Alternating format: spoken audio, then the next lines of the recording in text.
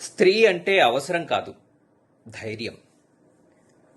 రామునికి సీత మైథిలి, కృష్ణునికి రాధ, ఈశ్వరునికి ఈశ్వరి, మంత్రపఠనంలో గాయత్రి, గ్రంథపఠనంలో గీత, దేవుని ఎదుట వందన, అర్చన, పూజ, హారతి, ఆరాధన, వీళ్ళందరికీ తోడు శ్రద్ధ.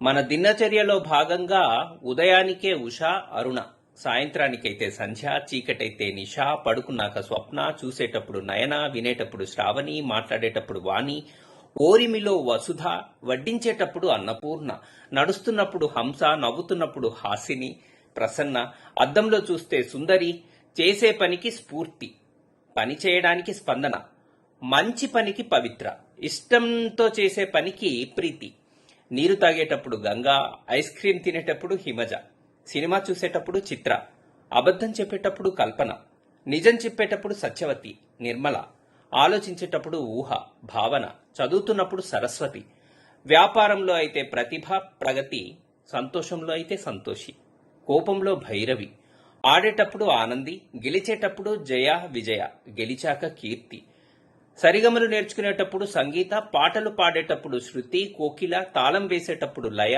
సాహిత్య గోష్ఠిలో కవిత, నగరాన్ని కాపాడుతూ ప్రకృతి, జీవిత గమనంలో మనతో అయితే విద్యాభ్యాసంలో విద్య, సంపాదనలో లక్ష్మి, చేసే వృత్తిలో ప్రేరణ, పనిచేసి వచ్చిన తర్వాత శాంతి, చిన్నతనంలో లాలన, మధ్య వయస్సులో మాధురి, జీవితాంతం జీవిత గమనంలో అలుపెరగని ప్రవాహినిగా సరిత.